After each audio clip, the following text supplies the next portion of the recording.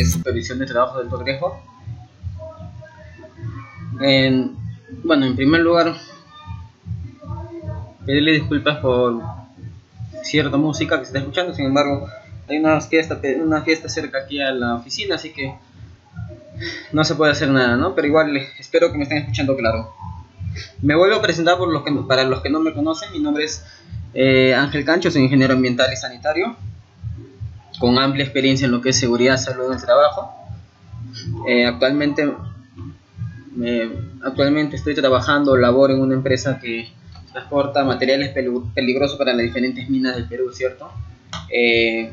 También soy técnico MATPEL nivel 1, capacitador en primeros auxilios a nivel avanzado, y bueno, también soy consultor externo en lo que es seguridad y salud, también medio ambiente. Antes que nada, a nombre de la Cámara Latinoamericana de Seguridad y Salud en el Trabajo, le damos la bienvenida por nuevamente estar con nosotros en este curso de supervisión de trabajo de alto riesgo. Y el día de hoy vamos a hablar de lo que es espacios confinados, ¿no? Ya hemos hablado de trabajo en altura, que ha sido muy productivo, creo yo, porque hemos aprendido cosas que capaz desconocíamos. Los factores de caída, qué es lo que se debe hacer, cómo se va a supervisar, cuáles son las responsabilidades, etcétera, ¿no? Entonces ahora vamos a hablar de lo que es espacios confinados, y para eso necesitamos entender qué es un espacio confinado. Si bien es cierto, todo el mundo creo conoce el concepto de espacio confinado, ¿no? Es aquello que se refiere a aquel lugar que ha sido construido para no ser habilitado por una o más personas, ¿no? Es aquel lugar donde tiene una entrada y una misma salida. Es aquel lugar donde el espacio es un lugar reducido y puede haber concentración de gases. Muy bien, eso sí, conocemos de eso, señores. Pero ¿qué más? Por ejemplo, acá en Perú, la G050 nos habla de los espacios confinados. La G050 nos dice que se va a considerar espacio confinado a tanques, cisternas, cámaras, recipientes, etcétera, que tiene entrada y salida limitada y que no ha sido construida para ser ocupado por tiempo prolongado por seres humanos, lo que habíamos hablado. Los trabajadores en espacios confinados pueden presentar riesgos de consideración, a saber, ¿no?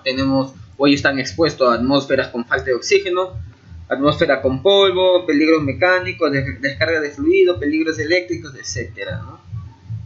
Y bueno, todo trabajo a realizarse dentro de un espacio confinado va a necesitar o requerirá un permiso de entrada de espacio confinado. Eso ya lo vamos a ver más adelante, ¿no? En cual en general el permiso tiene validez como máximo por un turno de trabajo según sea el caso, y si el trabajo se suspende por más de 2 horas, deberá evaluarse nuevamente la atmósfera del espacio confinado antes de iniciar nuevamente las labores, ¿no? Eso sí sabemos.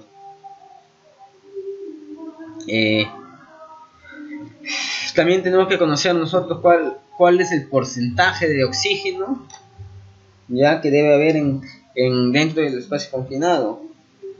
¿Para qué? Para que no sea ni muy pobre ni tampoco para que esté muy enriquecido. Hablamos, por ejemplo, el valor o el límite. Este porcentaje de oxígeno debe ser entre 19,5 a 23,5. Es el rango, diríamos nosotros, que está permitido, ¿no? Entonces comencemos, señores. Un espacio confinado, ¿no? Justo lo que habíamos hablado. Un espacio confinado es todo ambiente que tiene medios de acceso limitados para entrar y salir, lo que habíamos dicho en un inicio. Y se entiende por medios limitados a todos aquellos que no permiten una entrada ni una salida en forma segura y rápida para los trabajadores, ¿no? Ahí tenemos, por claro ejemplo, un buzón. Un buzón es un espacio confinado. ¿Por qué? Porque solamente tiene una misma entrada por donde entran y por donde salen. Y la salida no le da la seguridad al trabajador para que pueda salir de forma rápida, ¿no? Rápida y segura. También nos dice que un espacio confinado es todo ambiente que puede tener una atmósfera peligrosa. Y claro que sí, señores. Cuando trabajamos en espacio confinado, ya sea por ejemplo un socavón, en las minas tienen que ser un espacio confinado del socavón, es muy importante conocer si hay o no hay una atmósfera peligrosa. Claro ejemplo está hace 2, 3, 4 días ha habido 6 muertos acá por Guaitará, de Guaitará, más arriba un pueblo, no recuerdo bien el nombre, que se han intoxicado y han fallecido por ingresar a una mina que estaba ya abandonada, ¿ya? Entonces, estas personas han ingresado y por no hacer una medición correcta de gases, por no verificar si había o no había concentración de gases, han fallecido. Entonces, sí o sí, siempre en todo espacio confinado, como en un socavón, lo que les estoy contando,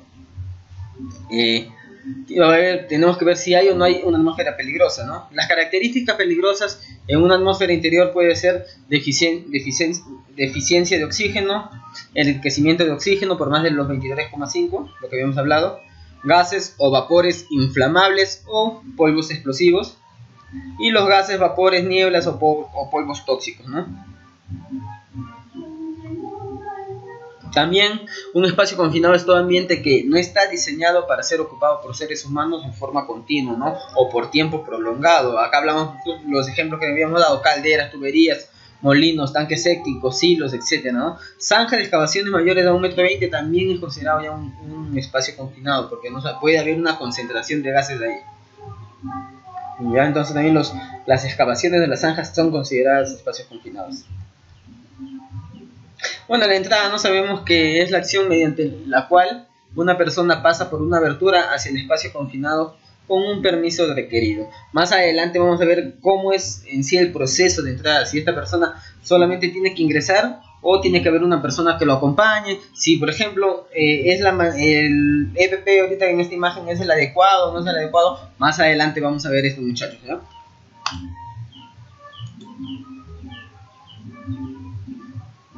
Perdón. Clasificación de los espacios confinados, ¿no? Dicen que va a haber una clasificación. Esta clasificación se va a dividir entre A, B y C, ¿no?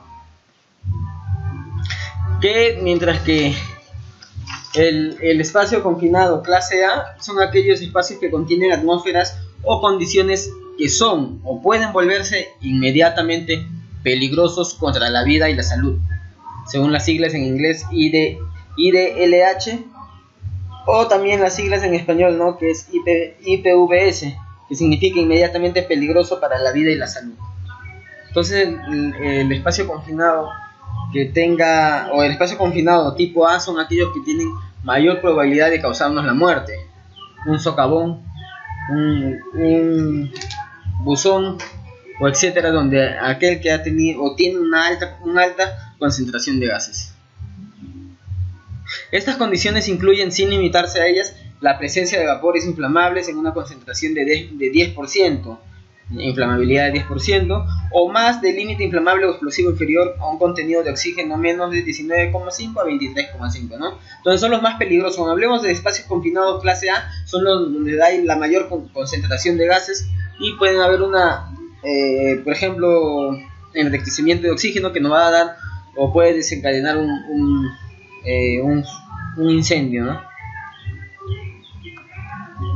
La clase B, muchachos, son espacios confinados con atmósferas o condiciones que son o pueden volverse peligrosas, pero no constituyen una amenaza inmediata contra la vida si se toman medidas preventivas, ¿no? Eso sí lo sabemos. Dichas condiciones incluyen la presencia de atmósferas inflamables en concentraciones de más del 2%, pero menos del 10%, no como la clase A, que es del 10% a más, en lo que es inflamabilidad. O un contenido de oxígeno superior al 19,5 y menos del 23,5. ¿No? Entonces eso es lo que nosotros tenemos que saber identificar cuando hablamos de los tipos de clase o tipos de espacios confinados. Mientras que el tipo de clase C son espacios confinados con atmósferas o condiciones contaminadas que pueden ser contaminadas, aunque no a un nivel peligroso, o que constituyen una amenaza inmediata contra la salud, ¿no? O sea, no va a constituir una amenaza directa a la salud, porque la concentración de gases va a ser menos, ¿no? Dicha concentración incluye la presencia de sustancias inflamables de 2% o menos, nivel de oxígeno en 20,8%, ¿no? Entonces el espacio confinado clase C es el menos peligroso. Entonces nosotros, ¿cómo sabemos todo esto? Cuando haciendo nuestro monitoreo de gases, ¿no? Con nuestro explosímetro se tiene que medir nivel de oxígeno, inflamabilidad y explosibilidad. toxicidad también, pues. Entonces eso es lo que nosotros tenemos que conocer bien cómo o qué se hace antes de ingresar a un espacio confinado. Riesgos en los espacios confinados, ¿no? Hay varios riesgos, muchachos, que van a haber en esos espacios confinados y depende de nosotros identificarlos, ¿no? Por eso justo ayer estuve diciéndoles cuáles son las responsabilidades de todo supervisor de trabajo de alto riesgo o de todo coordinador, porque hay responsabilidades que nosotros tenemos que hacer y hay responsabilidades por parte del trabajador, por parte de la empresa, por parte de nosotros mismos. Entonces nosotros tenemos que tener mucho cuidado, porque si nosotros no somos los que identificamos estos riesgos o peligros, entonces estamos ya en contra, o estamos yendo o cometiendo una falta, ¿no? El empleador nos dice que debe tener medidas adecuadas para supervisar a los trabajadores en los trabajos considerados como alto riesgo, ¿no? Entonces, esas medidas, ¿cuáles son? Los procedimientos, el coordinador o supervisor de seguridad, los permisos de trabajo. Entonces, eso es una parte de cómo se puede supervisar, ¿no? Sabemos que supervisar trabajo de alto riesgo, muchachos, implica mejorar y simplificar continuamente las prácticas laborales seguras, informar e instruir sobre buenas prácticas, exactamente, siempre hacer el efecto multiplicador. ¿Qué es lo que pasa muchas veces en otras empresas? No se ve colegas, yo he visto con otros colegas que ven a un trabajador que está cometiendo un acto subestándar. ¿Qué es lo que hacen? Detienen el trabajo, le ponen la papeleta o una amonestación y ahí queda. O sea, no le explican por qué, le dicen por qué le están poniendo, pero no le explican más, ¿no? No le explican a qué está expuesto, qué es lo que pudo haber pasado si él continuaba. Entonces, esas cositas es lo que nosotros tenemos que evitar, muchachos. Cada vez que nosotros tengamos o observemos un acto subestándar con un trabajador, debemos explicarle, ¿no?, por qué se le está cometiendo, explicarle a qué está expuesto y qué le puede pasar si él hubiera continuado trabajando. Entonces, también implica supervisar los trabajos de alto riesgo, hacer demostraciones del procedimiento correcto, a un ritmo lento si es necesario. Como dicen, ¿no?, el ejemplo siempre viene de casa. Nosotros tenemos que demostrar o nosotros debemos demostrar cómo se tiene que realizar el trabajo mediante los procedimientos, utilizando nuestros DPPs, etcétera, ¿no? También es asignar las tareas de acuerdo a la competencia y capacidad de cada trabajador, ¿no? Eso lo estuvimos comentando el día de ayer, ¿no? Tenemos que ver quién es el indicado para hacer este trabajo, porque si no puede accidentarse, ¿no? Tiene que estar capacitado, tenemos que ver todas esas cosas. Ahora, por ejemplo, hay la planificación. Ayer estuvimos hablando de la planificación, y esto es verdad, muchachos. Siempre cuando hablemos de cualquier trabajo de alto riesgo, siempre tiene que haber planificación. Tenemos que planificar nuestra actividad, si es posible, con 24 horas de anticipación.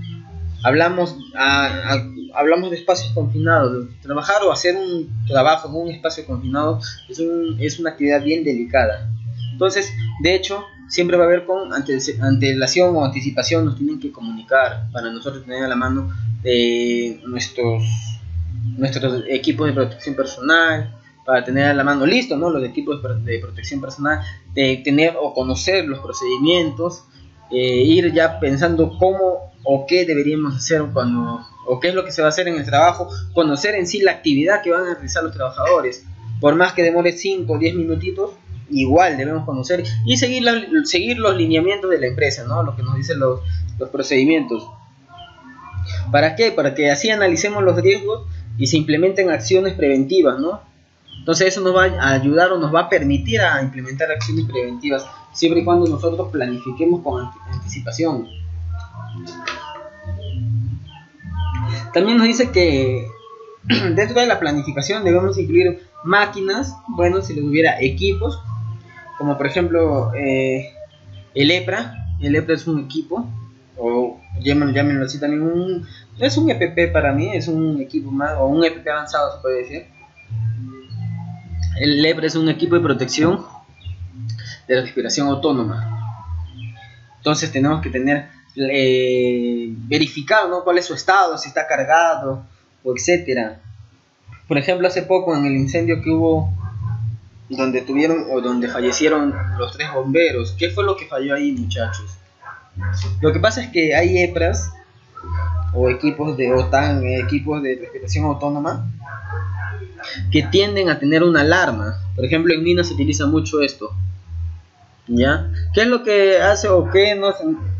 ¿Cuál es la función de esta alarma? Esta alarma, primero, se activa cuando no percibe movimiento en el cuerpo. O sea, tú te pones el equipo todo y empiezas a hacer tu trabajo o algo. Si por algún motivo te quedas quieto, entonces a los 5 minutos la alarma empieza, no, ni a los 5 minutos, a los 2 minutos, minuto y medio empieza, o se activa, empieza a sonar. Y es un sonido que va de menos a más. Entonces, y es un sonido muy fuerte, el cual nos ayuda o nos va a ayudar en una emergencia a identificar posibles caídas de nuestros compañeros, ¿no? Posibles compañeros desmayados o algo. Entonces creo yo que actualmente los bomberos no contaban con ese EPRA o con esa alarma, ¿no? Por lo que es un poco más costoso, es más avanzado. Es más, también esa alarma ese EPRA dentro de la mascarilla tiene unos foquitos LED y también empiezan a parpadear 10 a 15 minutos antes que se acabe el aire que está en el tanque. O sea, también te avisa porque sabemos que estos tanques duran algunos 40 minutos o a lo mucho una hora, porque hay varios, la gran mayoría son los que duran 40 minutos. Entonces estas lucecitas LED que se activan dentro de la mascarilla y tú lo puedes ver directamente, te van a decir que ya está por acabarse el aire del balón, ¿no?, del tanque. Entonces también eso nos va a ayudar bastante para cuando entremos nosotros a una emergencia, ¿no? Entonces todas esas cosas, hacer la planificación de los equipos, las herramientas, accesorios en los trabajos de alto riesgo y todo aquello que se va a utilizar, todo eso nos ayuda en la planificación. Para todo eso es la planificación, señores. A ver, hablábamos de los riesgos en los espacios confinados. Tenemos los atmosféricos. Son aquellas concentraciones de oxígeno en la atmósfera del espacio confinado por debajo de 19,5, que sería una deficiencia de oxígeno, o sobre 23,5, que es enriquecimiento de oxígeno. También tenemos las concentraciones en la atmósfera de sustancias tóxicas o contaminantes, sobre el límite permitido de exposición, ¿no? Luego los gases o vapores inflamables excediendo el 10%. Y las concentraciones de determinados polvos o neblinas por encima de los límites permisibles que disminuyen la visión a menos de 1.5 metros. Eso también tenemos que tener en cuenta, porque si no vemos a dónde caminamos o no vemos qué es lo que estamos haciendo, va a ser un poco difícil hacer el trabajo, ¿no?, o la actividad. ¿Qué más? Dentro de los riesgos atmosféricos también nos dice que es cualquier sustancia en la atmósfera que provoque efectos inmediatos a la salud, por ejemplo, irritación en los ojos, alteraciones en la atmósfera interior procedente de la propia actividad productiva, como pinturas, desinfectantes, etc. Entonces también tenemos que analizar eso, ¿no?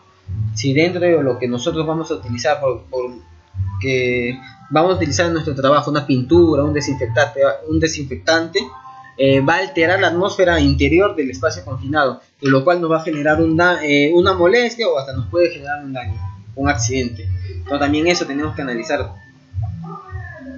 Acá vemos una pequeña tabla de acuerdo al porcentaje de oxígeno y la hipoxia o efecto, ¿no? La hipoxia es cuando está faltando el oxígeno.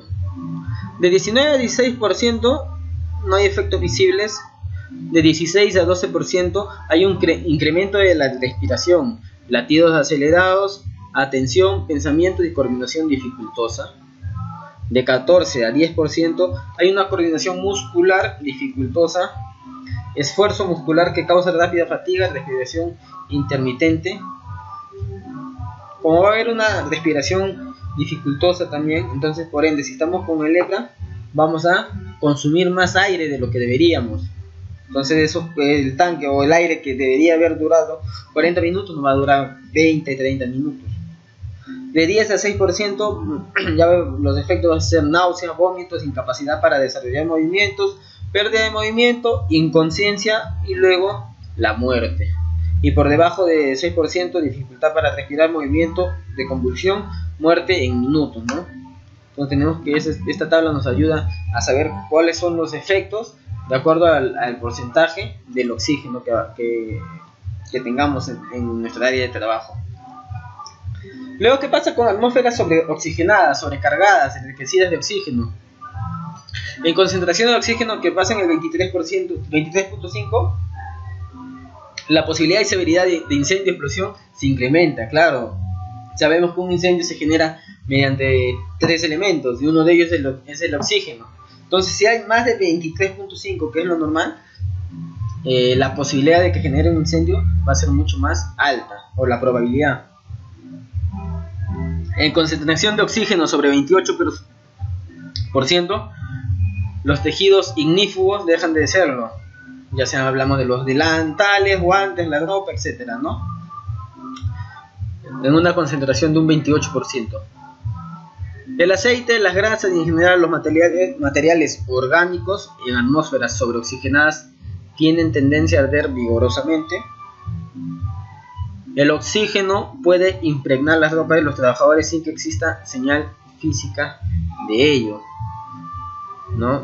Entonces, si impregna esta ropa, nosotros vamos a ser como si fuéramos un material inflamable, que ni bien se produzca fuego, nosotros vamos a empezar a arder, ¿no? Entonces eso también tenemos que tener en cuenta.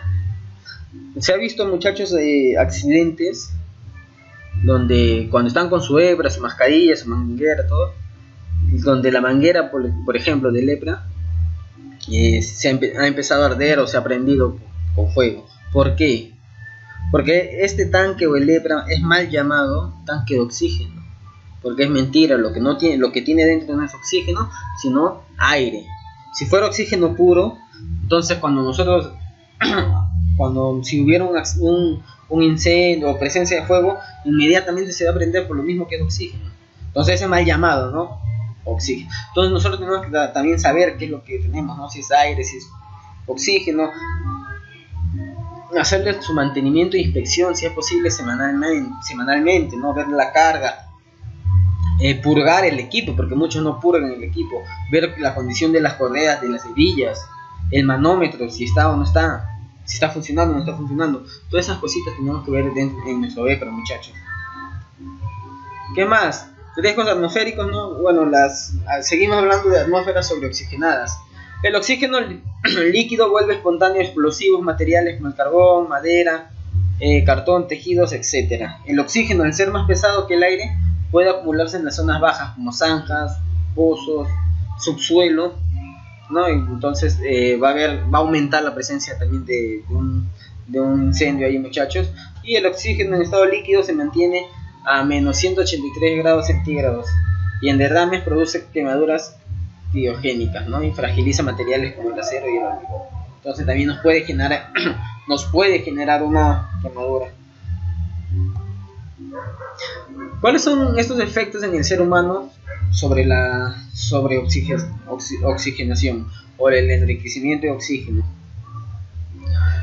Bueno, los efectos van a ser disminución de la tensión arterial, disminución de la capacidad vital, nos va a dar euforia, fatiga, anorexia, náuseas, vómitos, hipertermia, ¿no? Las atmósferas con gases combustibles, ¿no? Nivel de mezcla explosiva tiene una combinación de gas y aire que forma una mezcla explosiva que en contacto con una fuente de calor lo suficientemente intensa puede ocasionar una explosión, lo que estábamos hablando, lo que hemos hablado ya en el inicio. Nivel de mezcla pobre, no hay suficiente gas combustible en el aire como para arder. Nivel de mezcla rica o oxigenada o enriquecida, tiene mucho gas y no suficiente aire. Vemos otra pequeña tabla que nos va a decir cuáles son los efectos de nivel de monóxido de carbono en partes por millón. De 200 partes por millón por 3 horas, los efectos va a ser dolor de cabeza. de 1000 partes por millón en una hora o 500 partes por millón por 30 minutos, los efectos de monóxido de carbono va a ser esfuerzo del corazón, cabeza embotada, malestar, flashes en los ojos, zumbidos, etc. De 1500 partes por millón por una hora ya viene un peligro para la vida, ¿no? Y los 4000 partes por millón, que sería colapso inconsciente y muerte en pocos minutos. Ácido sulfúrico, sulfídrico, y de igual manera, ¿no? Irritación en los ojos de 18 a 25 partes por millón, irritación respiratoria y en ojos de 75 a 150 partes por millón por algunas horas, de 170 a 300 partes por millón en una hora, irritación marcada. Luego viene inconsciencia y luego 1000 partes por millón, fatal en un minuto. Nivel de dióxido de azufre en partes por millón. ¿Qué es lo que pasa? ¿Cuál es su efecto? Incrementa el pulso y respiración. La intensidad de la respiración decrece, ¿no? El amoníaco, señores, que también es muy peligroso o nos causa un gran daño. De 300 partes por millón por 30 minutos va a haber tolerancia máxima a una exposición corta, ¿no? De 2500 a 6000 partes por millón puede lo que es el peligro de muerte, y de 5000 a 10000 va a ser el fatal, ¿no? Benceno, tolueno y xileno. Por ejemplo, el benceno, saben que al ser humano le provoca cáncer, ¿no? Por eso lo conocen como carcinogenicidad. Los BTX, que sería benceno, tolueno, xileno, son sustancias cancerígenas para humanos. También qué es lo que, aparte de provocar cáncer, ¿qué más? Dice que los BTX son considerados mutágenos, categoría 3A, o sea, va a deformar o dentro de nuestros genes, ¿no? Sobre la piel, causa dermatitis aguda, crónica, quemazón, picor y edema en la piel. En vías aéreas superiores, irritación, bronquitis, tos, y en los ojos produce lagrimeo, fotofobia, edema de párpados e hiperemia conjuntival. Riesgos atmosféricos del nitrógeno. Es un asfixiante simple, no tóxico. Los efectos pueden incluir respiración rápida, agudeza mental disminuida, coordinación muscular afectada, depresión de todas las sensaciones, inestabilidad emocional y fatiga. A medida que la asfixia progresa, pueden resultar náuseas, vómitos, pérdida de la conciencia, etc., ¿no? Donde también el nitrógeno también nos va a causar daño, muchachos. Tenemos que siempre por eso hacer un monitoreo, le vuelvo a repetir, un monitoreo de gases, saber a dónde o saber qué gases o qué concentración de gases hay en el lugar o en el ambiente o en el espacio confinado, ¿no? Donde vamos a hacer la actividad.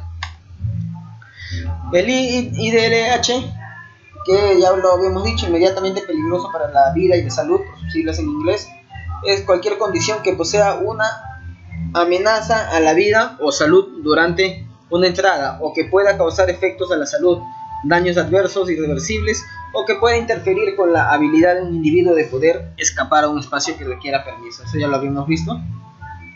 Los peligros, señores, que en un espacio confinado hay una cantidad dada de oxígeno, y la respiración hace que aumente el dióxido de carbono, el CO2. Cuando disminuye el oxígeno a menos de 19.5, la atmósfera está deficiente de oxígeno y pone en peligro la vida de los ocupantes. Entonces, esto es lo que tenemos que tener en cuenta. También tenemos que tener en cuenta cuánto es el tiempo que nosotros vamos a estar en ese espacio confinado. Si va a haber un relevo, si el vigía, que bueno, va a estar en la entrada, nos va a comunicar todo eso con el vigía, del que hacemos prácticamente la comunicación directa, ¿no? Los peligros, ¿no? Muchas de las entradas de espacios confinados tienen peligros de exposición a peligros mecánicos, eléctricos, químicos y presiones, etc. Y por su misma localización podemos tener un peligro de exposición a, no sé, a descargas eléctricas, por ejemplo, como vemos acá, ¿no? El muestreo, en este caso hemos tomado 3 gases, lo que es el metano, que es más liviano que el aire. Entonces el muestreo tenemos que hacerlo a nivel más alto.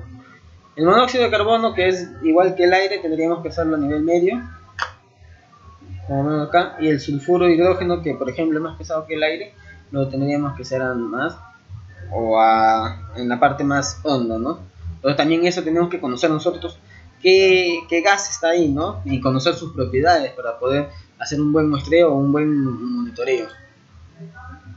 Prevención de los riesgos atmosféricos en los espacios confinados. La prevención sí o sí tiene que ser el lavado y la limpieza. Si es posible lavarlo 3-4 veces, como se hace por ejemplo en mina. Dilución por ventilación, o también lo dejamos que ventile, ¿no? 3 días, 4 días, una semana, dependiendo del componente o dependiendo del gas que ha tenido. Y dilución con gases inertes, ¿no? Mediante nitrógeno lo lavamos por último para ya eliminar toda muestra de gas. Igual, después de hacer todos estos pasos, igual nuevamente se hace un monitoreo. Y el monitoreo no solamente tiene que hacerse, muchachos, a nivel en la entrada, porque eso no nos garantiza, por más que a nivel de la entrada haya un buen monitoreo de gases, no significa que a nivel del fondo esté igual. Capaz hay gases que están a nivel del fondo, como el sulfuro de hidrógeno, que se concentran en el fondo por ser más pesado que el aire, ¿no? Entonces también tenemos que ver eso.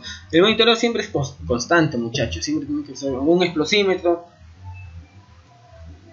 El equipo ahorita más utilizado es un Altair, que es un monitoreo de gases que nos mide lo que es toxicidad, inflamabilidad y nivel de oxígeno.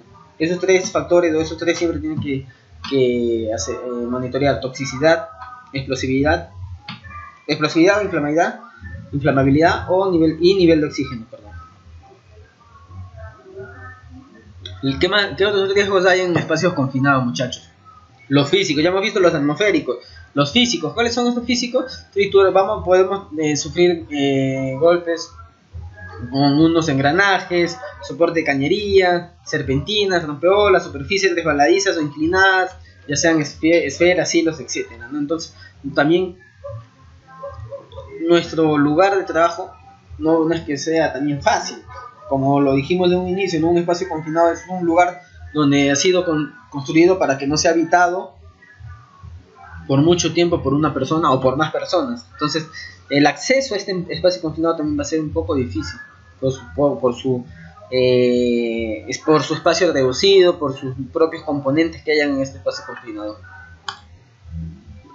¿Qué más? Incomodidad de postura de trabajo, exactamente. Nos vamos a cansar más, no vamos a estar cómodos cuando estemos trabajando. Limitada iluminación, humedad excesiva también puede haber, equipos de herramientas eléctricas, cables, etcétera. Exposición a niveles excesivos de ruido, y esto también es muy importante, muchachos, por ser un lugar cerrado, el eco va a ser mayor, ¿no? Entonces, por eso dice niveles de ruido excesivo. Vibraciones de equipo, calor, frío, neblina, etcétera. Todas esas cosas todos estos factores vamos a encontrar en un espacio confinado. Estos son los riesgos o peligros físicos que vamos a encontrar. Bueno, riesgos de enterramiento. Este tipo es comúnmente encontrado en depósitos, tanques que han contenido materiales sólidos, eso sí. Aunque los líquidos con sólidos en suspensión también pueden dejar residuos sólidos adheridos a la superficie del espacio confinado. Todo material sólido que se encuentre dentro de un espacio confinado y que cause un riesgo de enterramiento debe eliminarse desde el exterior, por medio de lavado, chorros de agua a presión, vibraciones, etc., ¿no? Ya hemos visto cuáles serían cómo es el lavado por 3 días, ventilación por 1 semana, y por último lo lavamos o lo inertizamos con nitrógeno. Riesgos de corrosión no son residuos acumulados que pueden consumir el oxígeno del ambiente por el proceso de oxidación y hacerla disminuir por debajo del límite seguro. Entonces, si nosotros entramos y tenemos un buen nivel de oxígeno, tenemos también que ver si no estamos expuestos al riesgo de corrosión, porque por el mismo proceso de oxidación va a disminuir, claro, el nivel de oxígeno, y va a ser un nivel de oxígeno inseguro, por debajo de los 19,5. Los productos utilizados para la limpieza o un trabajo específico pueden generar gases corrosivos que puedan afectar la piel, mucosa, ojos y respiración. siendo obligatorio el empleo de EPP que se determinen en la ficha de seguridad o las MSDS de los productos empleados. Una vez me preguntaron, ingeniero, ¿qué pasa si entran a nueva planta o llegan a planta materiales sin su ficha de seguridad o su MSDS? ¿Qué es lo que pasa? ¿Qué es lo que pasa? No, muchachos, sino que nosotros no debemos permitir que ningún material ingrese sin su MSDS. La MSDS es como si fuera el DNI del material. Es como nosotros cuando vamos a una empresa, a un lugar, nos piden siempre el DNI para poder ingresar, igualito. Si va a ingresar un material peligroso, con su MSDS. Y verificar que la MSDS esté completa, ¿no? O sea, recordar que una MSDS va a tener 16 ítems, ¿ya? Entonces estos 16, verificar que estén completos, porque me he dado con la sorpresa que hay algunos MSDS que tienen solo 8 ítems, 10 ítems, 12 ítems. Entonces la persona que no conoce lo acepta, pero no, muchachos, una hoja de MSDS, una hoja de seguridad tiene que tener los 16 ítems, ¿no? Se le llama SMDS para los que no conocen por sus siglas en inglés, Material Safety Data Sheet, ¿no? Que son las hojas de seguridad o en sí las instrucciones, los componentes. Ahí vamos a ver cuáles son las propiedades químicas, físicas, etcétera del producto. Riesgos biológicos, muchachos, eso también encontramos mucho, por ejemplo en los hilos, en los buzones. La presencia en los espacios confinados de hongos, mohos, bacterias, virus, materiales en estado de descomposición pueden presentar riesgos para la salud humana y que son en la mayoría de los casos lo que provocan la realización de trabajos de desinfección. Eso lo vemos, como le dije, más en los buzones, en los hilos, etc. Los eléctricos, la realización de trabajos eléctricos o en los que intervengan equipos accionados mediante energía eléctrica en el interior de un espacio confinado supone una fuente de riesgos añadidos. En presencia de atmósferas explosivas o inflamables no será procedente el empleo de equipo eléctrico. Claro, porque va a generar una chispa y puede generar un incendio, ¿no? Salvo que estuvieran diseñados y garantizados para tales fines, la prueba de explosión, eso sí, ahí sí se puede utilizar. Igualmente habrá que considerar las tensiones eléctricas máximas de seguridad permitidas en función del tipo del ambiente en el cual se realice el trabajo.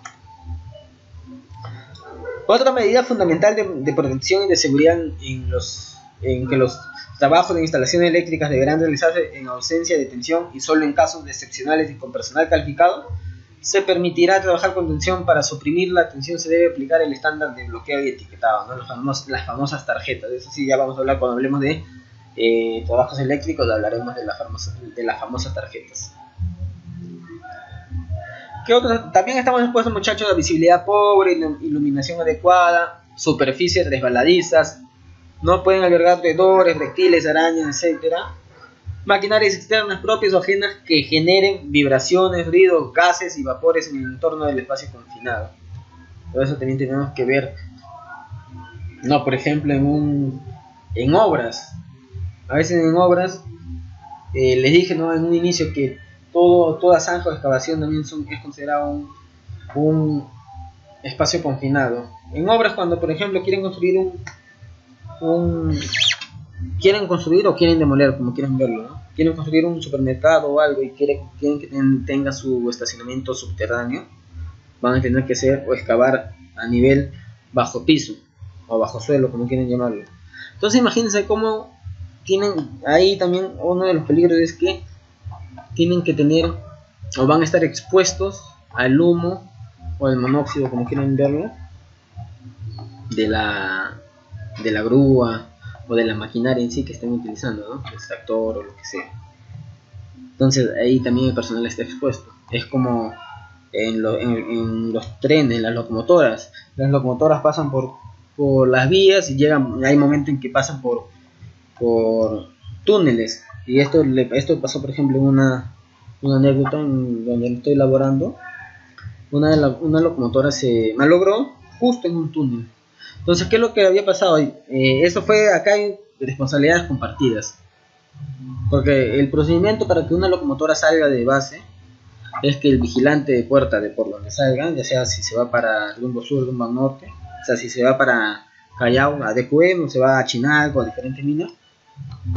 El procedimiento es que el vigilante de la puerta por donde va a salir tiene que verificar que tenga todos sus implementos de seguridad. Tiene que tener su hoja de preuso, su hoja de inspección, etcétera, pero también sus implementos de seguridad, por lo menos su respirador, sus tapones auditivos. Eso es lo fundamental, y sus guantes, ¿no? Fuera de su mameluco, etcétera.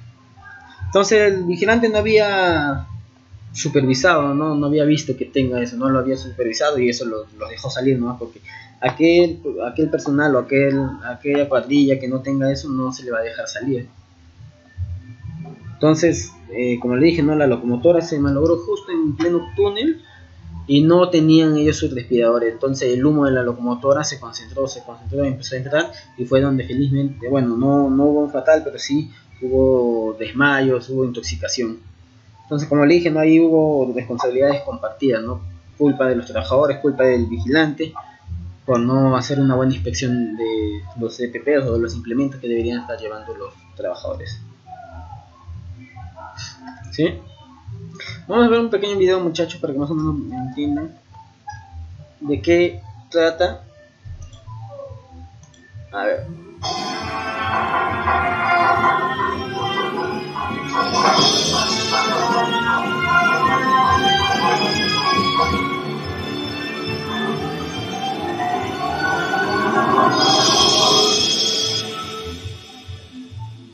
En un trabajo pueden ocurrir muchas cosas. Esto es lo que les pasó a los trabajadores a quienes se les asignó un trabajo en un espacio limitado. Veamos lo que pasó.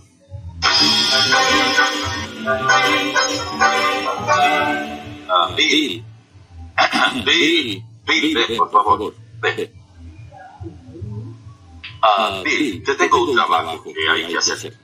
El trabajo debe quedar terminado hoy y tiene que hacerse sin ningún tiempo extra. ¿Entendido? De acuerdo. ¿Qué tenemos que hacer? Ante todo, olvidarse de ese café. No se permiten bebidas ni comidas en esta área. Ya lo saben bien. Después tienen que limpiar el tanque de tolueno número 5, pero bien limpio. Hay un contratista que vendrá mañana para cortar una abertura en el fondo y no puede quedar fango alguno allí. ¿Entendido? Sí. Él es Jim. Él es Bill. Él es el nuevo obrero que contraté ayer. Explícale lo que debe hacer. ¿Qué están esperando? ¿Una invitación? ¡Andando! Ven. A ver qué pasa en este video, muchachos. Miren. Sí. El viejo Oscar es bastante gruñón.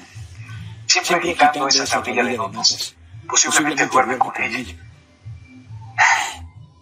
Tú no hablas mucho, ¿verdad, Jimmy? No importa. Te diré algo, ¿por qué no desatas esa cuerda y empezamos el trabajo, sí? Sorry, I don't understand. ¿Qué dijiste? Sorry, I don't speak Spanish. I just work. ¿No hablas español? Vaya, bueno, no importa. Yo entras ahí dentro. Yo lo haría, pero tengo más ansiedad. Bien. Cuando entras ahí, tienes que usar esta máscara. Porque el tolueno es bastante fuerte. Pero te diré lo que vemos. Ya que el espacio es demasiado pequeño para que quepas con todo este equipo a la espalda, tú te metes en el agujero y yo te lo paso y te lo pones antes de bajar.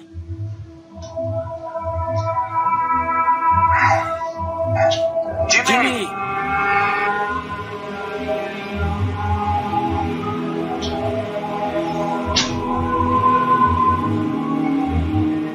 ¡Auxilio!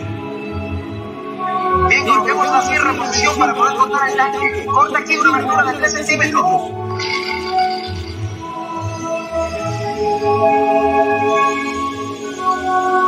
Está tratando de enfriar como mediante la bandera de agua para que no el tolueno no llegue a explotar, ¿no? Mientras van cortando, ahí va generando un calor. Y por eso es que están tratando de enfriar ese tanque con agua.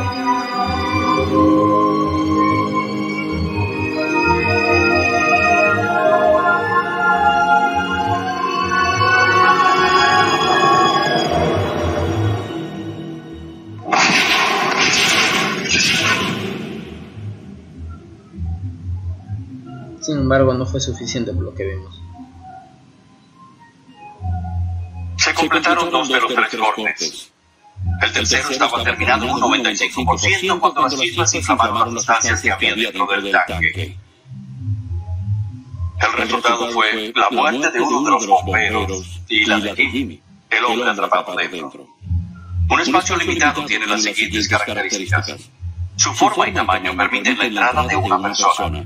Tiene un número limitado de entradas y salidas. Y no está diseñado para ser ocupado continuamente. Un espacio limitado que requiere autorización se identifica por lo siguiente. Contiene o podría contener una atmósfera peligrosa. El material contenido puede atrapar a una persona. Su forma interna puede ocasionar que una persona quede atrapada o asfixiada entre paredes convergentes o por un piso inclinado hacia abajo. Una atmósfera peligrosa es solo uno de los muchos peligros que pueden existir en un espacio limitado. En una atmósfera peligrosa es posible que no haya oxígeno suficiente para mantener la vida, o puede ser inflamable o tóxica. Debido a estos peligros, la entrada se define como la colocación de cualquier parte del cuerpo dentro del espacio. En el caso de este accidente, ya que se trataba de un espacio limitado que requería autorización, debió realizarse un examen de la atmósfera y ventilarse el lugar antes de entrar en el tanque. Debió seleccionarse de antemano el equipo respiratorio adecuado y tener en cuenta las limitaciones físicas y los procedimientos de trabajo. Y como era una entrada vertical, la persona que ingresó debió utilizar un arnés unido a una línea de retorno y a un dispositivo mecánico tal como un trípode o un polipasto. Este sistema de rescate asegura que el vigilante pueda sacar con seguridad a la persona que ingrese en el interior. El entrenamiento de los que entran y los que vigilan debe garantizar el conocimiento adecuado de las medidas de seguridad a seguir. En este caso, la barrera del lenguaje, que impidió que se pudieran comunicar por peligros del espacio, fue posiblemente la causa del accidente. También antes de entrar, una persona calificada debe realizar una evaluación para reducir el riesgo de la persona que ingresa.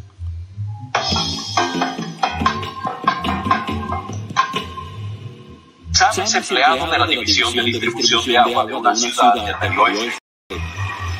Está a cargo de la lectura de los medidores de agua y tiene mucho trabajo. 76 medidores que leer hoy.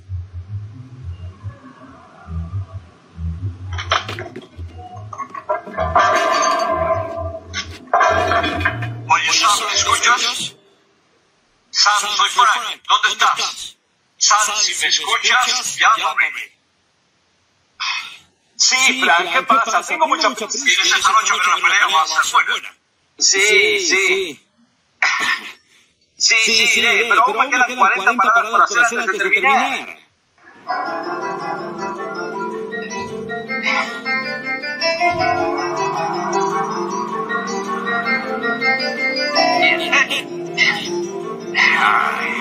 Con tanto trabajo extraordinario nunca voy a terminar.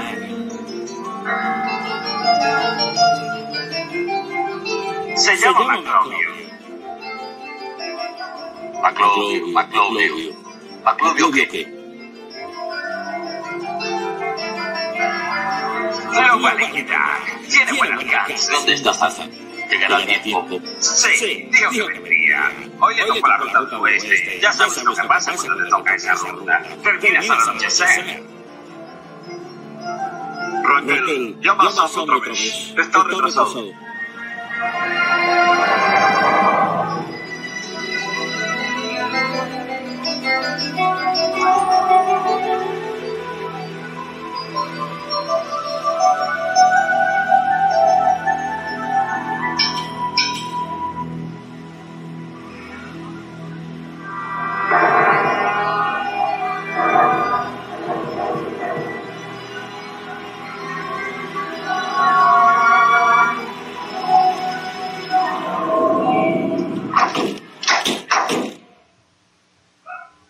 Sam podría estar con los demás mirando la pelea, divirtiéndose, pero nunca volverá a su casa. Fue declarado muerto a las 9:31 p.m. después que resultaron inútiles todos los esfuerzos para revivirlo. Antes de entrar en un espacio limitado, siempre debe examinarse la atmósfera. Después de entrar, debe vigilarse continuamente o volver a examinarse si es necesario. Todos los empleados que trabajan en espacios limitados deben conocer el peligro potencial, las probables emergencias y los procedimientos específicos a seguir antes de entrar en un espacio limitado. Estos procedimientos incluyen examen de la atmósfera para asegurar el suministro de oxígeno, ventilación adecuada y control de los contaminantes tóxicos en la atmósfera. Los empleados y supervisores deberán estar entrenados en la elección y uso correcto de los equipos respiratorios auxiliares. Cuando se trabaja en un espacio limitado, una ventilación adecuada servirá para controlar una atmósfera peligrosa.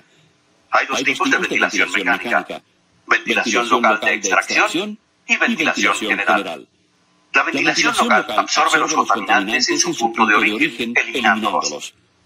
La ventilación general renueva la atmósfera mediante el suministro y extracción de grandes cantidades de aire. En este horrible accidente en un espacio limitado que requería autorización, no se comprobó la calidad del aire antes de entrar, y el espacio no contaba con la ventilación adecuada. Por ello, la persona que ingresó no reconoció el metano y el dióxido de carbono presentes hasta que fue demasiado tarde.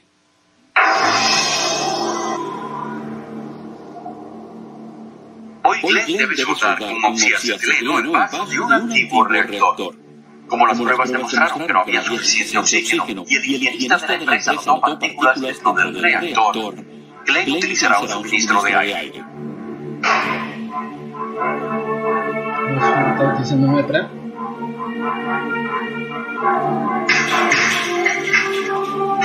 Está conectado mediante un arnés.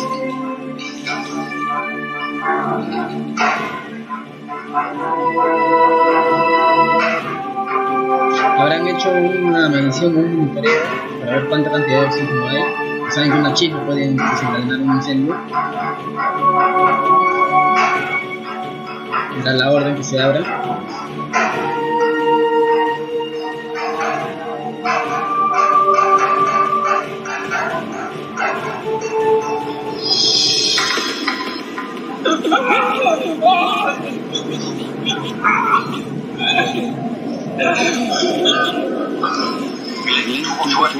Sobrevivió a este accidente.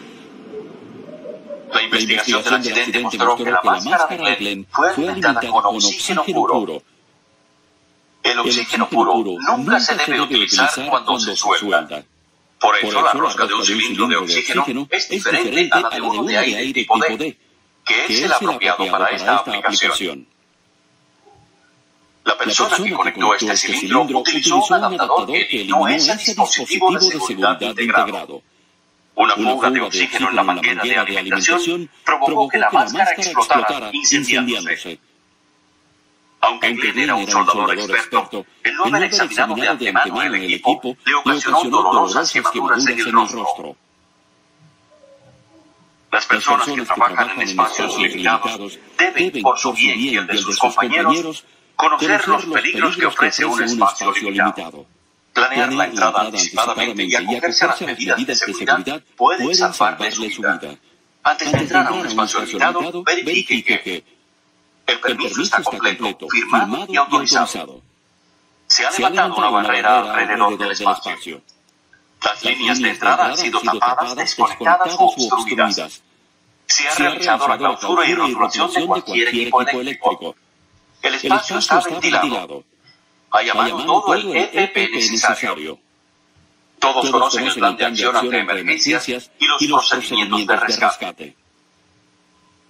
Para examinar la calidad de la atmósfera en un espacio limitado, deberá realizarse una prueba desde el exterior, así como pruebas periódicas mientras el espacio esté ocupado. Todo el EPP y los sistemas respiratorios de emergencia necesarios deben hallarse a disposición en el lugar y listos para ser utilizados si fuera necesario. La seguridad al entrar en espacios limitados requiere de atención a todos los detalles y es un esfuerzo de equipo. Así que prepárese, esté alerta y trabaje en equipo.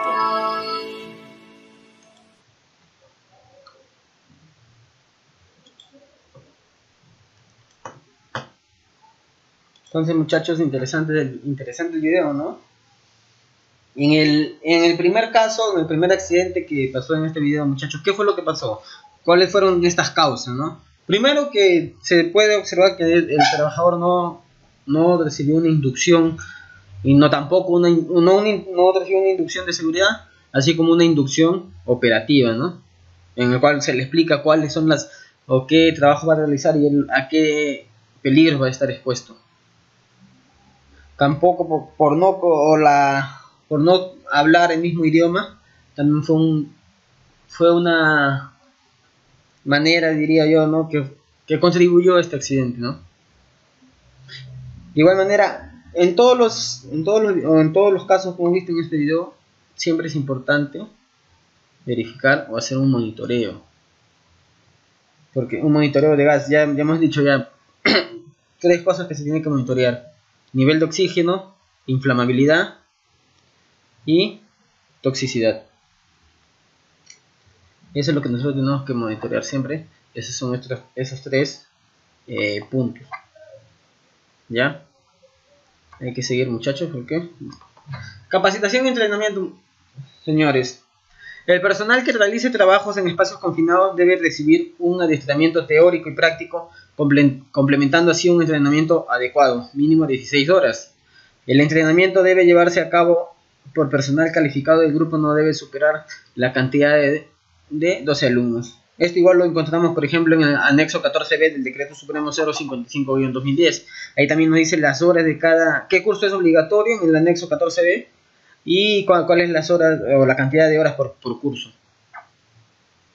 En las 8 primeras horas, los alumnos deben aprender a reconocer los espacios confinados, peligros que allí pueden encerrarse, cómo controlarlos y eliminarlos, cómo utilizar los EPPs, cómo actuar en caso de emergencia, conocer, por ejemplo, su plan de contingencia, realizar prácticas de primeros auxilios. Justo ayer lo estuvimos hablando también, que es importante que un supervisor, y no solamente un supervisor, sino los trabajadores conozcan lo que es primeros auxilios, estén capacitados en primeros auxilios.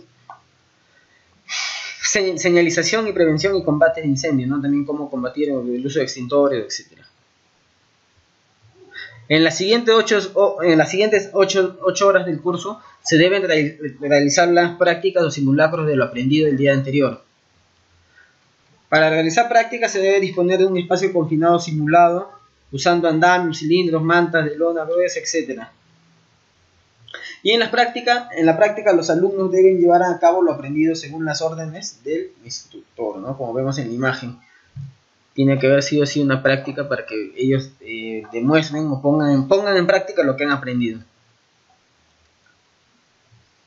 Deben realizarlo al comienzo despacio, para aclarar todas las dudas y fijar bien los procedimientos, usar los EPPs y practicar el rescate de personas, ¿no?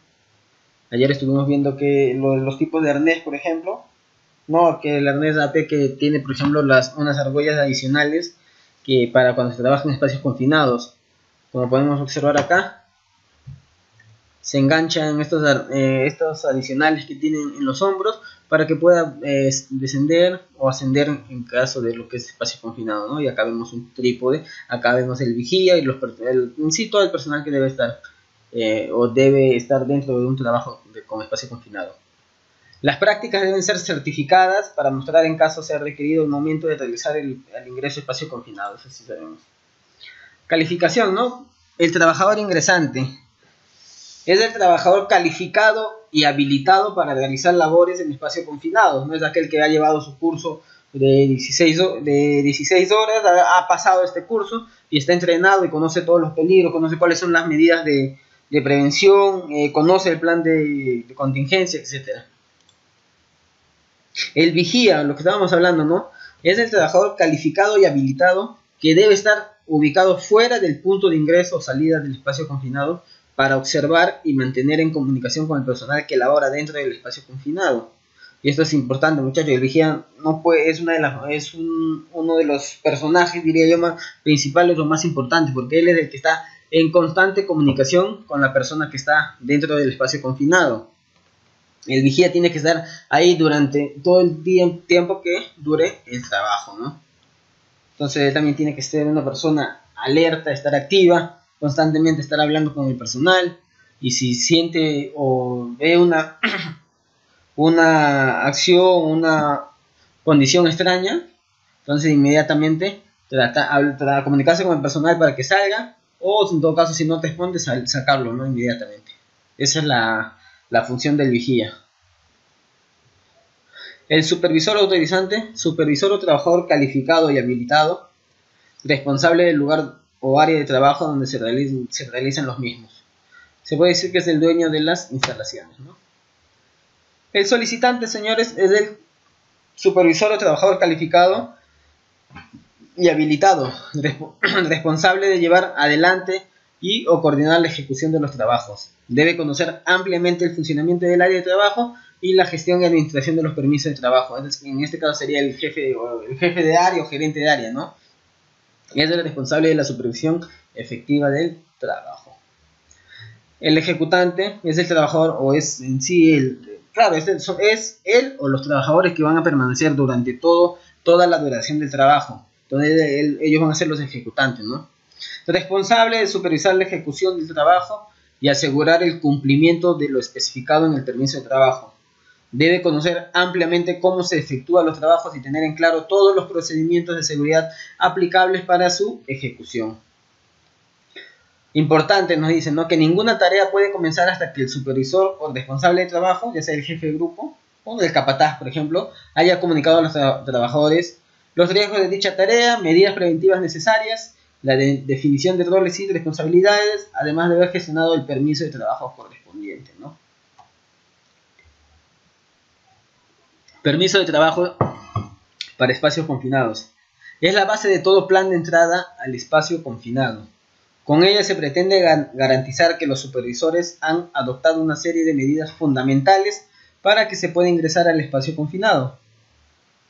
El sistema de permisos de entrada establecido debe contemplar la revisión y control de una serie de puntos clave de la instalación, ya sea un checklist, condiciones de limpieza, purgado, descompresión, etc.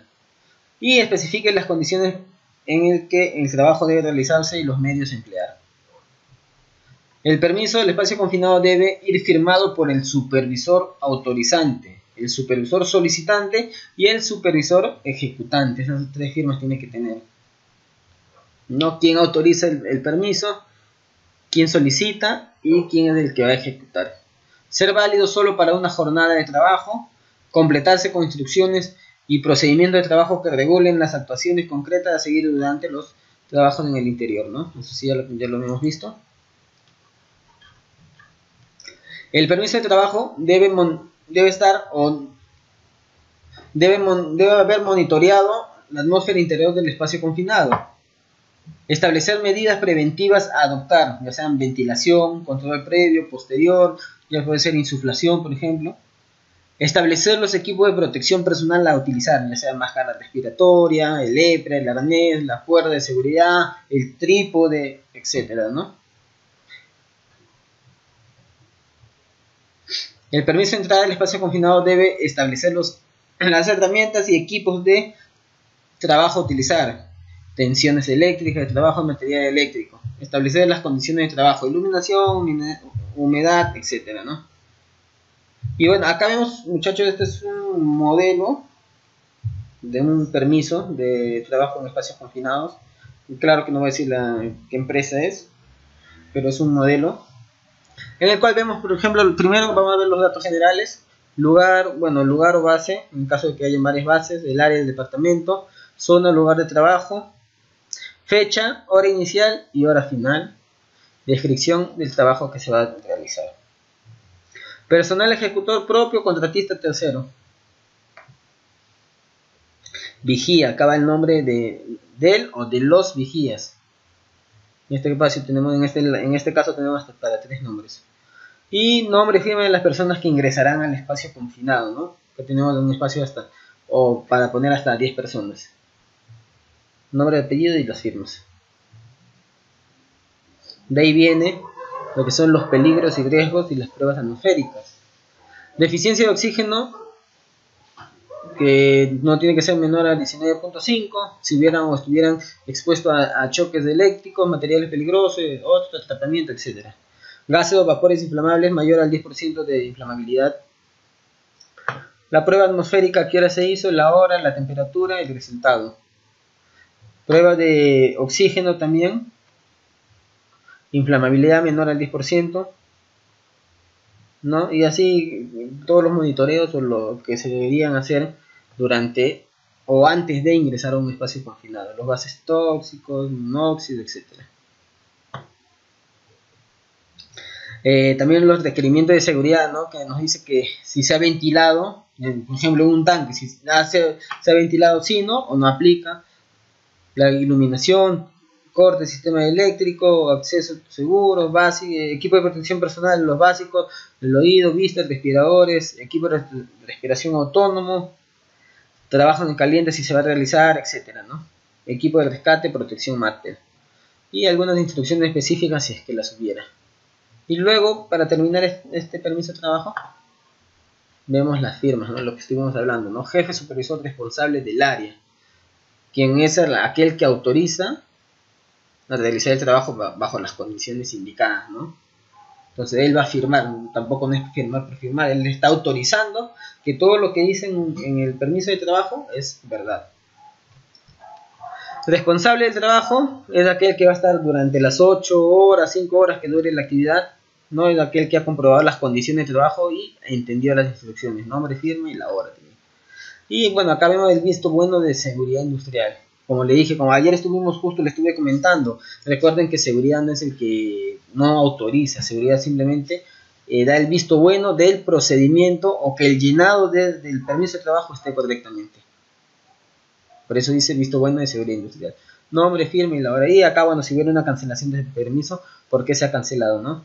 Recuerden que este permiso de trabajo tiene que ser por triplicado. El original va para el jefe supervisor del área. La copia número 1 para seguridad industrial y la copia número 2 para el responsable de trabajo, y el cual lo va a colocar en un lugar visible durante todo el trabajo. Ese es un modelo, por ejemplo, muchachos. Luego tenemos otro modelo. Este es otro modelo un poco más vistoso, digamos, ¿no? Acá iría el logo de la empresa. Permisos para trabajo en espacio confinado. Quién elaboró, quién revisó, quién aprobó, la fecha, cuándo elaboró, la fecha que lo revisó y la fecha que lo aprobó. La obra, o qué obra, si fuera una orden de servicio por terceros, por ejemplo, acá se va a colocar qué obra es. El inicio, el término, el área o contratista, si es propio de la empresa, el área o la contratista, y la fecha, y qué actividad o trabajo van a realizar, ¿no? Y acá hay un espacio que nos dice cuánto personal se encuentra afectado a la tarea según el ATS, ¿no? En este caso, si no hubiera un procedimiento para esa actividad, se tiene que llenar sí o sí el ATS. O si las condiciones, o los peligros, locativos han cambiado, también tiene que llenarse un ATS, ¿no? Pero siempre se maneja con un procedimiento. Luego vemos lo que son los equipos de protección personal. Este permiso es un poco más dinámico o se le hace un poco más fácil al trabajador para que él solamente marque directamente, para que no esté escribiendo, porque hay algunos trabajadores que no saben lo que es un EPRAS, por ejemplo, que es un guante de nitrilo, ¿no? Entonces, viendo ellos la imagen, se les hace mucho más fácil y lo marcan. Por ejemplo, ¿qué equipo de protección personal van a utilizar? Respirador, un full face, de cara completa, cartuchos, un casco de seguridad, guante de nitrilo si es que van a trabajar con químicos, por ejemplo, zapato de seguridad, equipo de aire autocontenido, el lepra, el traje encapsulado o un mameluco, ¿no? Este traje tipo nivel A, por ejemplo. Y luego vienen lo que son herramientas y accesorios, ¿no? Si van a utilizar un extintor, un trípode, el explosímetro, cintas de seguridad, oxímetro, medidor de gases, linterna o conos, etcétera, ¿no? Acá también, por ejemplo, iría mallas para que puedan señalizar todos o delimitar su área de trabajo. Y luego viene un poco más extenso, que es que son las condiciones directas, ¿no? Por ejemplo, nos dice que si el acceso, entrada y salida están despejados, sí, no aplica. Se ha despresurizado, enfriado, vacío, lavado, ventilado adecuada o ha tenido una ventilación adecuada, natural o forzada, sí, no aplica. Los trabajadores revisaron y conocen el procedimiento de trabajo, entonces acá tienen que ir llenando. No hay materiales o vertidos peligrosos en el interior, y así nos van preguntando, o tiene varios ítems que tenemos que los trabajadores deben contestar y nosotros tenemos que revisar, ¿no? Equipo de rescate está preparado y en buen estado de mantenimiento y conservación. Se realiza trabajo en caliente. Esto es importante porque sabemos que va a haber concentración de oxígeno, ¿no? Si se va a realizar un trabajo en caliente tenemos que ver cuánto o qué cantidad o qué porcentaje de nivel de oxígeno hay, ¿no? Bueno, este es un poco de los... Después de esto venía ya la firma de trabajo, no lo he colocado, pero también tenemos, no se olviden que tengo... Bueno, a ver, voy a enseñarles, muchachos. Este no sé si pueden observarlo. Este es de una mina, por ejemplo, de Goldfield. Este es un poco más exigente, diría yo, ¿no? Te dan inclusive las instrucciones, el área, lugar, la fecha, empresa ejecutora, hora final, hora de inicio, y te dice qué es lo que tienes que hacer. Por ejemplo, antes de completar este formato, lea el procedimiento de espacio confinado y te dan el código inclusive. Entonces es importante que nosotros conozcamos, muchachos, es importante que conozcamos, los trabajadores conozcan el procedimiento y nosotros también como supervisores. Mantener el permiso escrito de trabajo en espacio confinado en el área de trabajo al término del turno y entregada al área de seguridad y salud ocupacional. Este permiso es válido solo para un turno. En caso de responder no aplica, alguno de los requerimientos deberá sustentarse en la parte de observaciones. Si alguno de los requerimientos no fuera cumplido, este permiso no procede. Es un poco más exigente, como le digo, ¿no?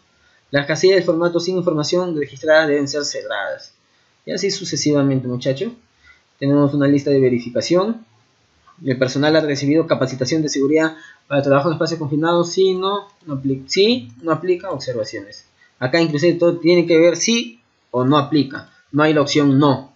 Porque si no han recibido la capacitación no pueden ingresar entonces a un espacio confinado, ¿no?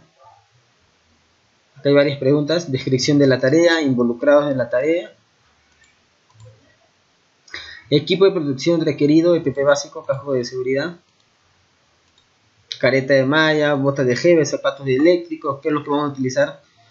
Traje impermeable o Tibet, cartucho blanco para gas ácido, cartucho negro para vapor orgánico, filtro para polvos PM100, herramientas, equipos, materiales, procedimientos, control de emergencia, la prueba de gases, acá hay donde nos piden la prueba de gases, cada 8 horas, cada 12 horas, número de test o la hora del test. Y se dan cuenta que tiene hasta para 6 espacios. ¿Por qué? Porque el monitoreo tiene que ser continuo, antes, durante y después inclusive del trabajo, ¿no?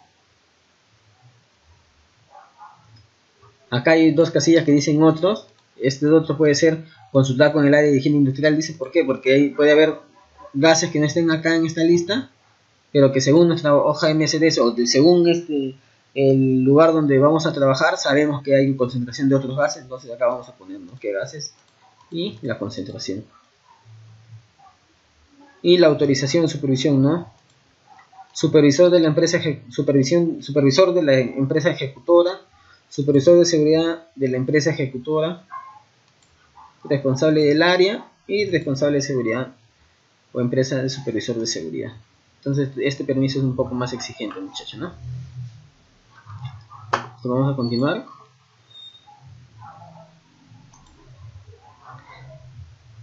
Medición y evaluación de la calidad de la atmósfera interior. El control específico por atmósfera peligrosa requiere mediciones ambientales con el empleo del instrumental adecuado, ¿no? Las mediciones se deberán realizar previamente a la realización de los trabajos y de forma continua, lo que hablamos de un inicio, ¿no? Lo que vengo diciendo, que antes de ingresar, hacer un monitoreo de gases, ¿no? Monitoreo de nivel de oxígeno, explosividad o inflamabilidad y nivel de toxicidad. Las mediciones se deben realizar previamente ya antes del trabajo y de forma continua. Las mediciones previas deberán efectuarse desde el exterior o desde una zona segura por personal calificado y certificado para estos tipos de monitoreo. Los equipos de medición empleados deberán ser de lectura directa, de modo que permita conocer in situ las características del ambiente interior. Para exposiciones que puedan generar efectos crónicos y que requieran una mayor fiabilidad en la emisión ambiental, deberán utilizarse equipos de monitoreo para la captación de posibles contaminantes. No es un poco más avanzado ya, pero sí o sí tiene que haber, muchachos, un monitoreo de gases. Para mediciones a distancias considerables hay que tener especial precaución en los posibles errores de medición, ¿no? Siempre va a haber un más menos, no un porcentaje de equivocación o de error, ¿no?, del equipo. en especial si es factible que se produzcan condensaciones de vapores en el interior de la conducción de captación.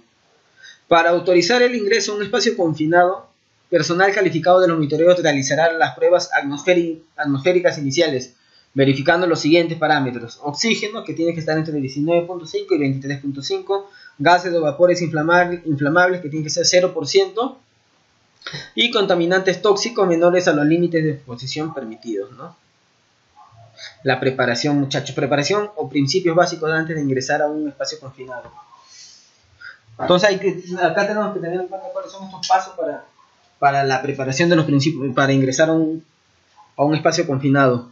La prevención más eficaz es la proporcionada por los medios técnicos que permiten la realización de los trabajos sin necesidad de entrar en los recintos confinados. Limitar el ingreso a espacios confinados solo a personal calificado. Eso sí, solamente personal calificado es el autorizado o el personal que esté dentro del permiso de trabajo es aquel que puede ingresar al espacio confinado. Disponibilidad de procedimientos probados y adecuados para ingreso de espacios confinados. Información sobre los espacios confinados, ¿no? También tenemos que disponer de información sobre los espacios confinados en planta. Saber o tener en cuenta, conocer cuántos accidentes ha ocurrido en ese espacio confinado o en similares, características de incidentes, resultado de evaluaciones ambientales anteriores, previas y continuas, proximidad con líneas de conducción de gas, de electricidad, etc. Posibilidad de vertido de material peligroso, enterramiento e inundaciones súbitas, y características de los accesos y de la configuración del espacio confinado. ¿Qué más? Catalogación de los espacios confinados, ¿no? Con la información requerida, clasificar los recintos en diferentes categorías en función de los riesgos esperables, señalizarlos consecuentemente y establecer procedimientos de entradas acorde con cada categoría, ¿no? Como estuvimos hablando en un inicio, saber si es un espacio confinado tipo A, tipo B o tipo C, siendo el tipo A el más peligroso porque hay mayor concentración de gases y el tipo C es el menos peligroso, pero no por eso significa que no vamos a utilizar las medidas de seguridad necesarias. Determinación de las condiciones de entrada. Antes de efectuar la entrada a un recinto confinado o a un espacio confinado, es preciso determinar en qué condiciones debe efectuarse. Uso continuo de equipos respiratorios autónomos o de suministro de aire, los famosos EPRAs. Monitoreo continuo de la atmósfera. Equipo de rescate en alerta. Las brigadas, por ejemplo, también pueden estar ahí. Y la ventilación forzada general o localizada continua, ¿no? Cuando nosotros vamos a realizar un trabajo en espacio confinado, estuvimos hablando en un inicio de la preparación, de cómo se tiene que planificar. Entonces, dentro de esta planificación también es bueno, por ejemplo, en minas hacen esto. En minas le comunican a las brigadas que el día de mañana, por ejemplo, va a haber un trabajo en espacio confinado. Entonces, ¿qué es lo que hacen las brigadas? Las brigadas ya están atentas, están alertas a cualquier accidente o incidente que pueda presentarse, ¿no? Entonces, también es bueno que nosotros tratemos de inculcar esta cultura de prevención en nuestros centros de trabajo, donde estemos laborando. Permisos de entrada, ¿no? Para que el control de entrada resulte efectivo, se dispone de un sistema de permiso por escrito a cumplir tanto por el supervisor autorizante como por el supervisor solicitante y los ejecutantes. También solamente se le tiene que acceder el permiso a las personas que están dentro del permiso de trabajo de alto riesgo, ¿no? A aquellas personas que no estén dentro no se le puede permitir el ingreso. La preparación de los trabajadores, ¿no? Un trabajador entrenado, calificado y certificado para ingresar a espacio confinado debe comprender plenamente y observar estrictamente las normas, reglamentos y procedimientos de entrada a espacio confinado. Informar al vigía o supervisor inmediato sobre cualquier condición o procedimiento o equipo que considere inseguro.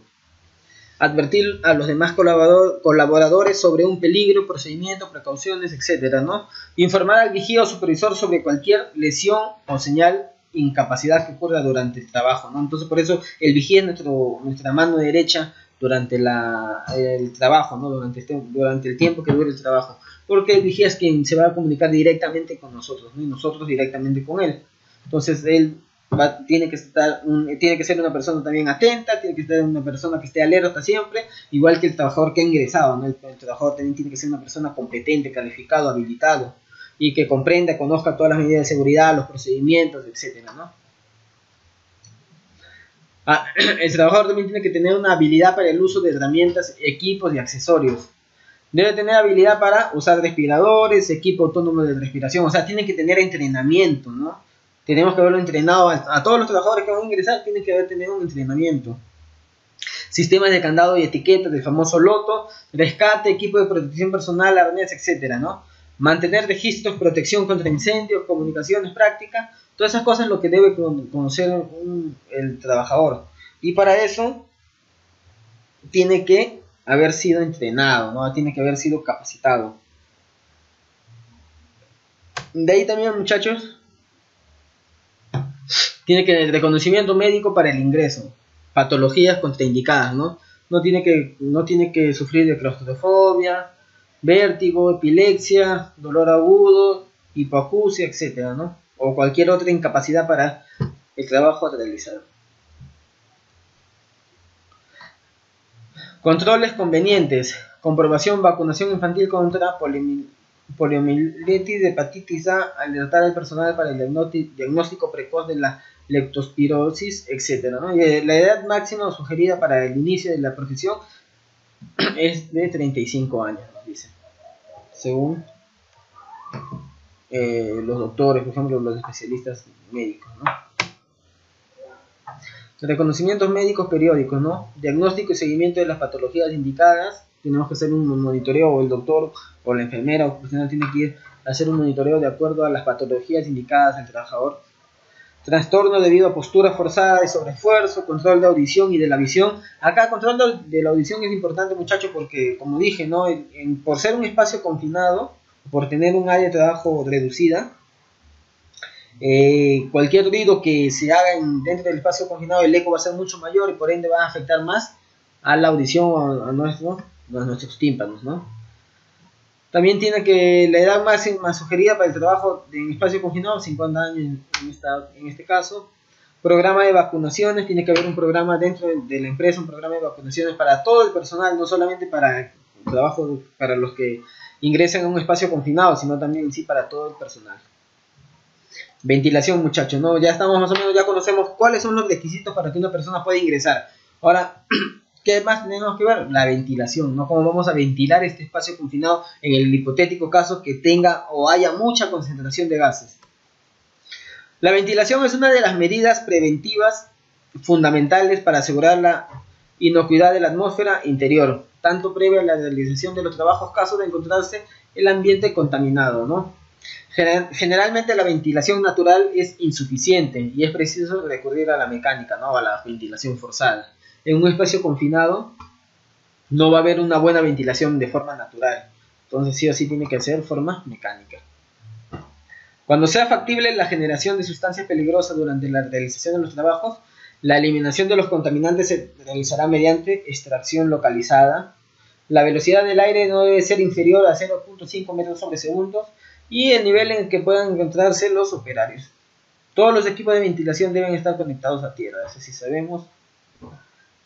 El caudal del aire a soportar y la forma de efectuar tal aporte con lo consiguiente de la atmósfera interior está en función de las características del espacio confinado, el tipo de contaminante y el nivel de contaminante existente, ¿no?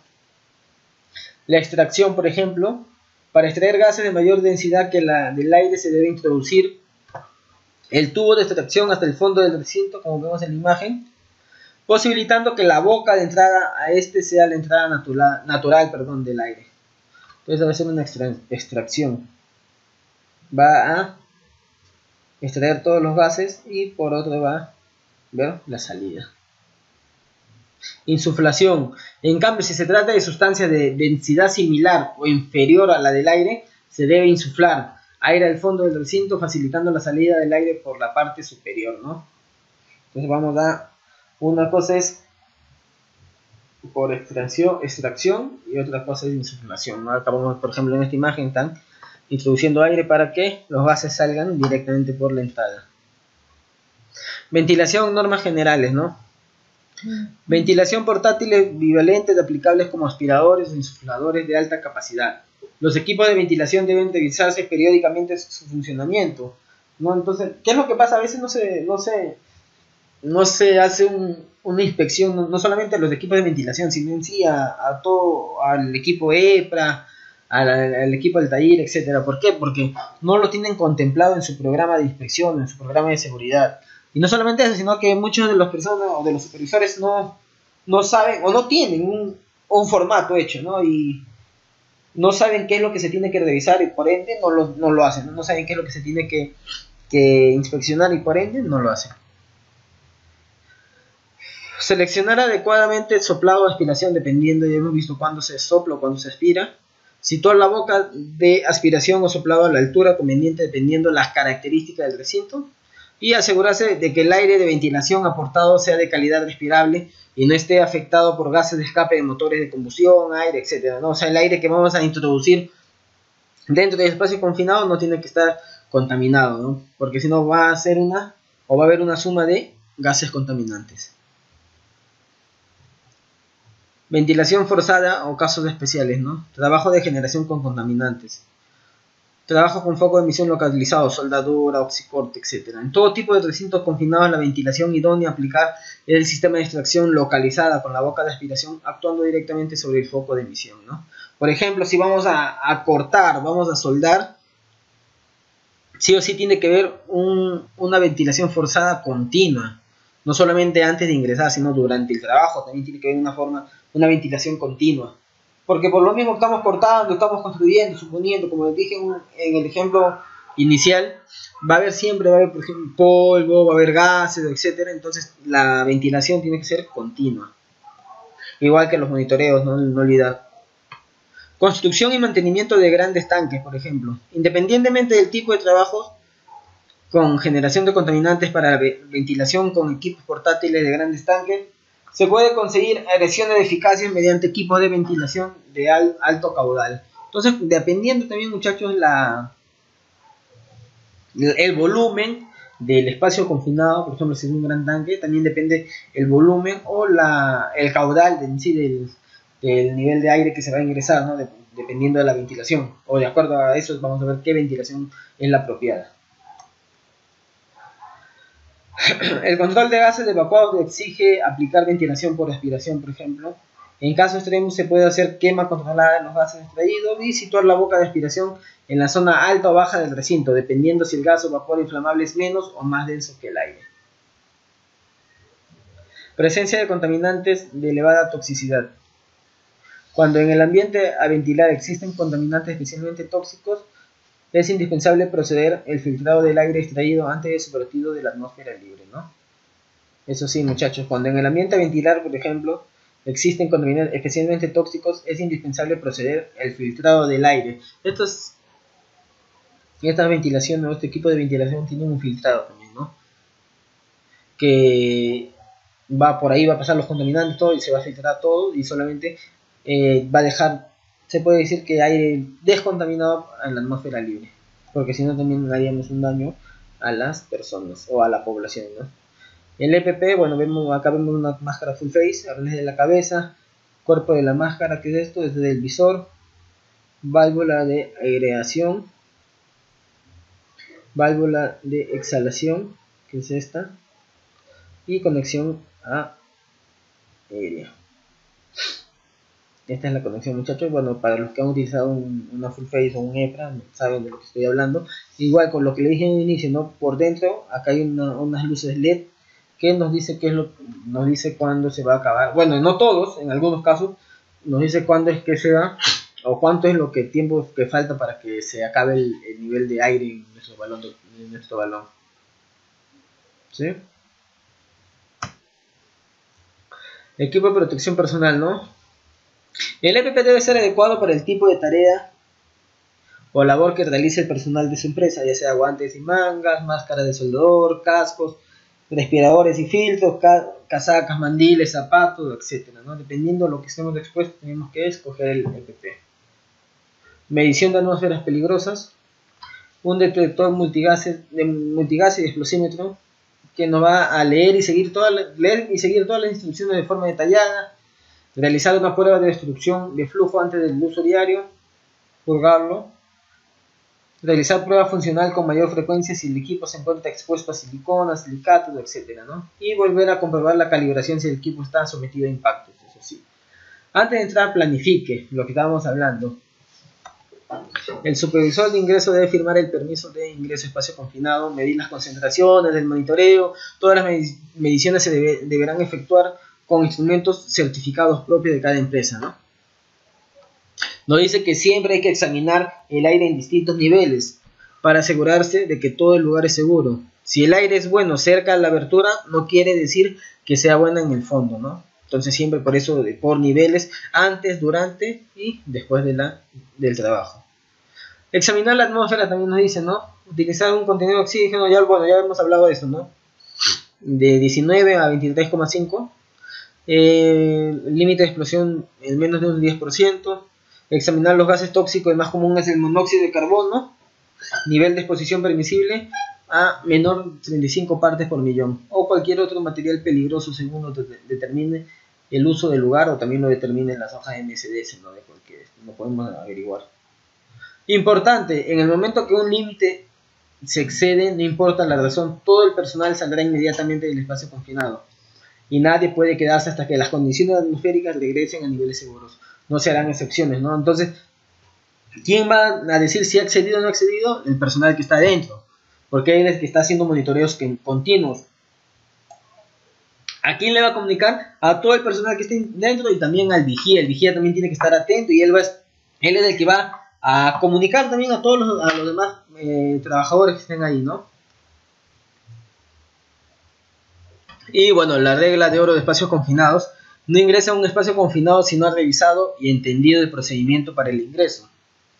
Es obligatorio contar con el permiso respectivo, realizar la medición de gases y preparar las facilidades antes del ingreso, ¿no? O sea, todo lo que hemos hablado, muchachos, se resume en pasos, ¿no? Antes de ingresar, monitoreo de gases. Antes, durante y después del trabajo. Conocer el procedimiento de la actividad. Tener un permiso de trabajo donde que nos va a ayudar a conocer o nos va a dar los lineamientos seguros para esta actividad, ¿ya? Y bueno, bastante comunicación, ya sea el vigía con los trabajadores y los trabajadores con el vigía, y utilizar los EPPs necesarios, ¿no? Y los métodos de ventilación o extracción si en el caso lo hubiera, ¿no? Ya lo más seguro y lo que se utiliza más, muchachos, es el lavado. Se lava, se ventila y luego al final se lava también, o con nitrógeno se lava al final, ¿no? Para que sea inerte. Gracias, muchachos, espero que haya sido claro esta exposición.